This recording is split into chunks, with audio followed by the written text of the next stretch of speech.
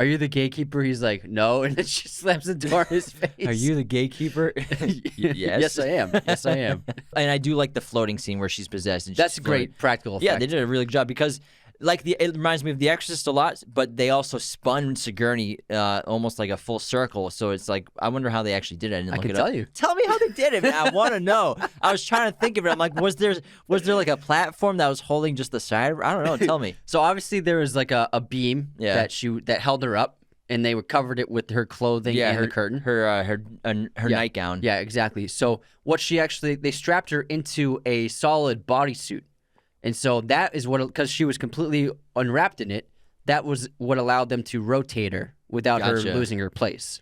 So she just had, it was like a bodysuit that perfectly fit her, strapped her into it, which was attached to that pole beam, and then they spun the beam around. So is the beam vertical or is it like horizontal on a wall? Yeah, horizontal. All right, that actually makes sense. That's actually pretty ingenious and simple engineering at the same time. Really simple. Oftentimes, it's the most simple way to approach something is generally how they did it, just like a magic trick. Yeah, it's actually pretty cool.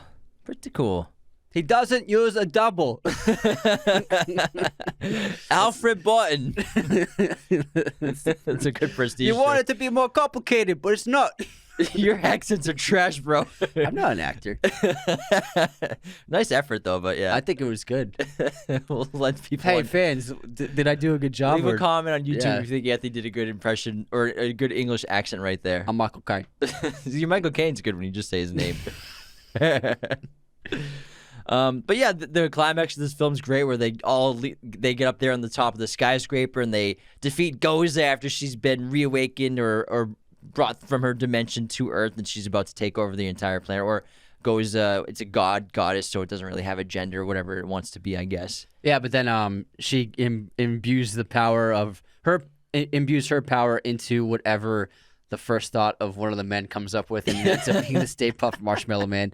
And it still looks really good, the effects. Yeah, it's scary. There are a couple shots that are like, but most of the time, this really holds up to nowadays special effects. It's a very iconic moment in film history, the enormous giant Stay Puft Marshmallow Man, which is fictional. It's not real. You know, it's not like it's not a real brand. It's not part of like real advertising or anything like that. It just exists in the Ghostbuster franchise. Yeah, and it's a really great sequence, and I really love how they filmed it, the practicality of it. Half of the shots are just like a guy in a big suit. It's just like a Godzilla movie. You know what I mean? Did you notice that?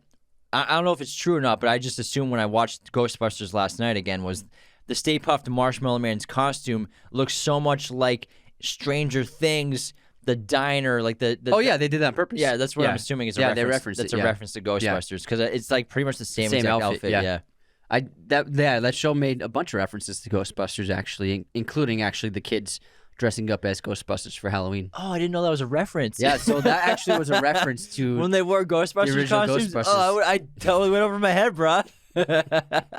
Just letting our fans know in case they haven't seen it. Just kidding. Not everyone's seen Stranger Things. We should do Stranger Things. I love that show. Oh, you love that show? It's a good time. You got anything else you want to do? Some fun facts and head into intermission? I got some fun facts. Let's do some trivia of Ghostbusters, then we'll head into intermission, everybody. All right, Ghostbusters trivia. Almost none of the scenes were filmed as scripted. Most had at least one ad-lib, and most of Bill Murray's lines were complete ad-libs. Just like Louis Tully when he mingles with his party guests, that entire scene is one continuous shot, and almost the entire scene is improvised by him, by Rick Moranis. The Ghost Slimer was actually inspired by Jim Belushi. Slimer's gluttonous eating was based on Belushi's cafeteria scene in National Lampoon's Animal House. Ghostbusters was the highest-grossing comedy of all time until Home Alone was released, so it was a gigantic hit.